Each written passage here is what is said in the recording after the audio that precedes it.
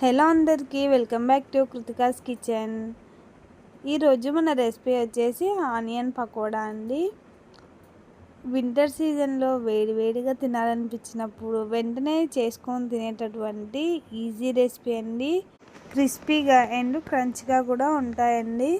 నేను చెప్పే ఈ కొలతలతో కనుక చేస్తే ఖచ్చితంగా స్ట్రీట్ స్టైల్లో లాగా టేస్ట్ అయితే చాలా బాగుంటుందండి. ఇంకెందుకు ఆలస్యం, మరి ఈ రెసిపీ ఎలా చేయాలో చూసేద్దాం.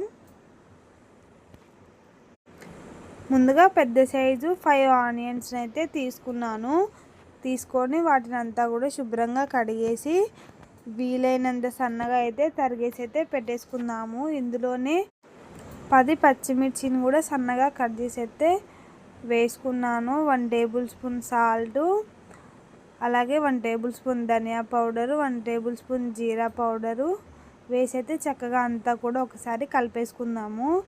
1 టేబుల్ స్పూన్ అల్లం పేస్ట్, అలాగే 1.5 కప్పు శనగపిండి అయితే తీసుకొని అంతా కూడా ఆనియన్స్తో అయితే కలుపుకుంటున్నానండి. ఆనియన్స్లో వాటర్ శాతం అనేది ఎక్కువగా ఉంటుంది కాబట్టి పెద్దగా వాటర్ అనేది పట్టదండి. మీకు వాటర్ పడతాయి అని అనుకుంటే కొద్దిగా వేసుకుంటూ చక్కగా పిండినంతా కూడా కలిపేసుకుందాము. పిండి అనేది కొంచెం గట్టిగా అయితే కలుపుకోవాలండి. లూజ్గా కలుపుకోవడం వల్ల ఆయిల్ అనేది ఎక్కువగా పీల్చేసి మెత్తగా అయితే అయిపోతాయి.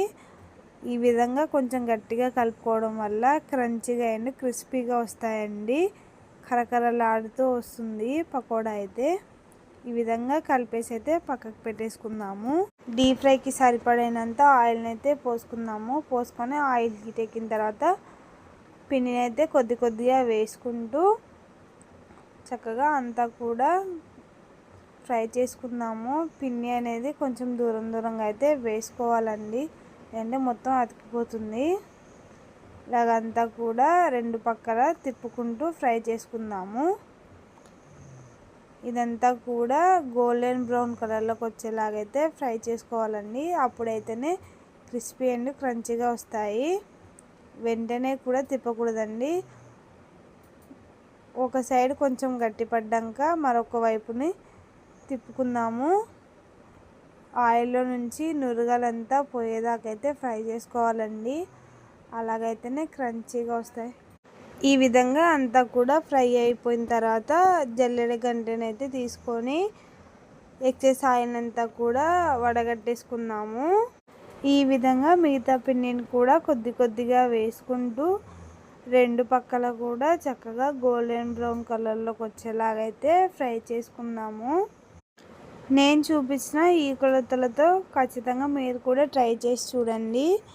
క్రిస్పీ అండ్ క్రంచీగా అయితే వస్తాయి. ఈ రెసిపీని మీరు కూడా ట్రై చేసి ఎలా వచ్చిందో కామెంట్ చేయండి. ఇలాంటి మరెన్నో ఫుడ్ వీడియోస్ కావాలని అనుకుంటే మన ఛానల్ని please do like and share and subscribe.